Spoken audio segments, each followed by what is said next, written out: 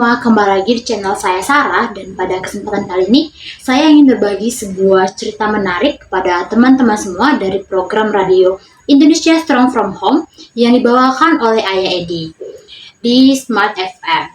Nah, topik yang dibahas cukup penting dan sering kita temui dalam kehidupan sehari-hari, yaitu tentang autisme versus anak otak kanan. Kenapa topik ini dibahas dan diangkat? Karena belakangan ini kita sering sekali mendengar istilah autis, autis ringan, hiperaktif, atau ADD. Kadang setiap anak yang terlihat agak berbeda langsung saja diberi label autis. Padahal belum tentu loh semua benar-benar autis.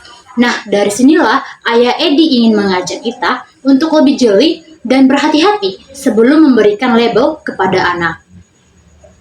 Nah, awalnya Ayah Edi mengenal autisme dari seorang sahabatnya yang berprofesi sebagai dokter sekaligus pengajar. Sahabatnya bercerita bahwa anaknya terdiagnosa autis, dan dari situlah Ayah Edi mulai tertarik untuk memahami lebih jauh tentang autisme.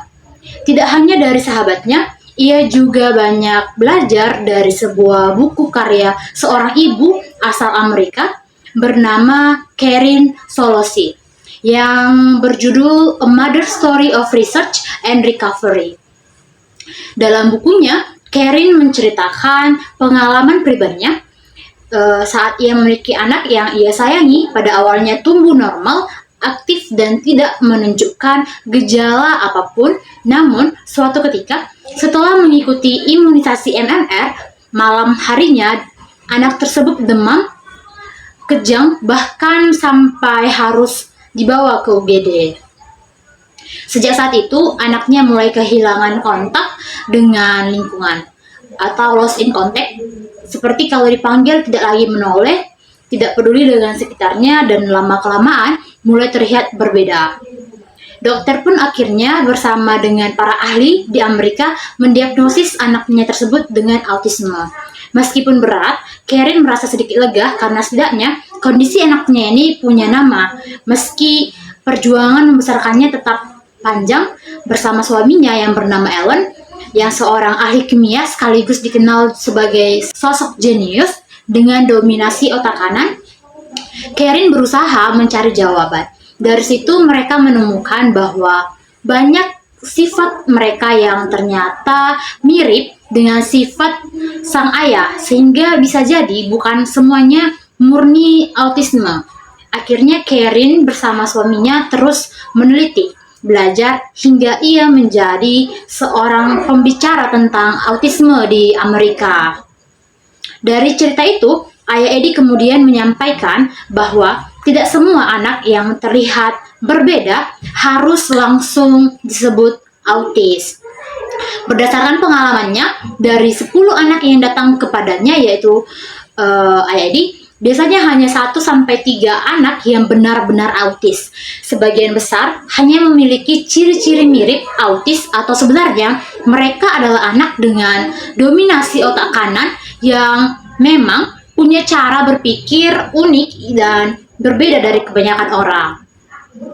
Nah, beberapa ciri autisme yang disebutkan Karin diantaranya adalah yang pertama, anaknya tersebut kehilangan kontak dengan lingkungan, lost in contact dengan lingkungan, misalnya tidak merespon saat dipanggil. Lalu yang kedua, rasa ingin tahu dan rasa pedulinya itu berkurang. Lalu yang ketiga, menjadi sangat penakut atau memiliki takut berlebihan. Yang keempat, menatap benda dalam waktu lama. Yang kelima, tubuhnya itu cenderung tidak tegap lagi, tapi sempoyangan ketika berjalan. Lalu yang keenam, sangat peka terhadap indrawi. Lalu mengalami kesulitan komunikasi dan berbahasa. Yang kesembilan, tidak tahan terhadap suara keras. Lalu yang terakhir, gejalanya semakin parah bila salah mengonsumsi makanan tertentu. Nah, teman-teman, dari sini kita bisa mengambil kesimpulan bahwa perbedaan perilaku anak tidak boleh langsung kita cap sebagai autis. Bisa jadi ia hanya punya cara berpikir lain, misalnya dominan otak kanan. Tugas kita sebagai pendidik, orang tua, atau orang yang peduli adalah mendampingi dan memahami, bukan hanya sekedar memberi label terhadap anak tersebut. Dan Ayah Edi juga ingin mengingatkan kita semua Jangan terburu-buru menilai anak hanya karena ia terlihat tidak sama dengan yang lain. Karena bisa jadi di balik keunikannya tersimpan potensi luar biasa yang hanya butuh kita pahami dan kita kembangkan.